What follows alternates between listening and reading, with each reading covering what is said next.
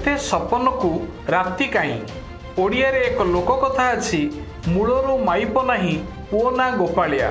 राज्य बीजेपी शीर्ष नेतृत्व एही ढग पूरा फिट बसुछि। निर्वाचन को आहुरी अनेक दिन बाकी अछि।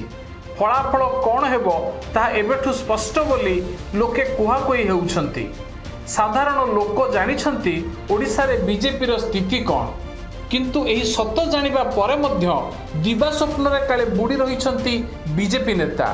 2024 रे दलर प्रदर्शन जहाँ हेउना काहीकि, किंतु दलर मुख्यमंत्री प्रार्थी रेस रे एबे एकाधिक नेता। 2019 रे दलर अघोषित पोस्टर बॉय किए थिला ता तो समस्ते जानती, किंतु चलित थर निर्वाचन पूर्वरु एही तालिकारे नेतांक संख्या बढ़िबारे लागिछि। तेबे एही तालिकारे निजर दाबीदार को आहुरी सुदृढ़ करने को एबे बीजेपी नेताए भिन्न रणनीति आपणाइथिबा चर्चा हेउछि। ताहा हेउछि गर्जन बाण। प्रेसमिट हेउ कि सोशल मीडिया किए केते जोर रे चिल्लाई सरकार को घेरी परिबो से नै बीजेपी नेतांक भितरे प्रतियोगिता आरंभ होइतिबा कुहा जाउछि। गत किछि दिन हेबो बीजेपी नेताए 5T सचिवक विभिन्न जिला गस्त को नहीं प्रेसमिट और सोशल मीडिया रे टार्गेट करूछंती, किंतु या पछरे बीजेपी नेतांक व्यक्तिगत राजनैतिक उद्देश्य लुचि रहिथिबा नहीं किछि दलीय कर्मी चर्चा करुथिबा सुनिबाकू पाइलु।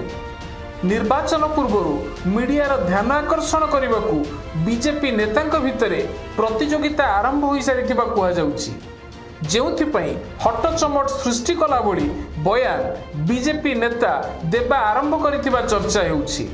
धर्मेंद्र हुंतु कि अपराजिता, विश्वेश्वर हुंतु कि बैजयंत, एमिति कि जुएल ओराम मध्य समस्त काले मुख्यमंत्री बटिका खाइथिबा सुनिबाकू मिलुछि, जेउथिपई भितिरिया गोछिकटा राजनीति आरंभ होइतिबा कुहा जाउछि।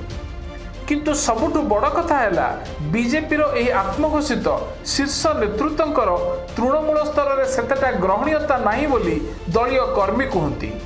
मुख्यमंत्री पद लोभरे एमाने दलर संगठन को पादरे दली मकची बहुधा गोष्ठी रे विभक्त कर सारे। आउ एही पद लोभ ही बीजेपी को 2024 रे बैकफुट को ठेली देव बोली कर्मी महल रे चर्चा हेउछि। 2019 अपेक्षा 2024 रे बीजेपी खराब प्रदर्शन करिबो बोली गाँ गंडारे कथा हेउछंती। एभଳି स्थले मुख्यमंत्री पदरे बसिबा बीजेपी नेतांक पई दिवा स्वप्न ठारू मध्य कम नुहे, जहाकू देखि बीजेपी रो किछि कर्मी ना गोपन रखी कहिलेनी देहे मंदाकिनी रज लगाई ग्राम सुकरिकी होइबो गाई। जगते केवल जने हसिबे एही तहु फल।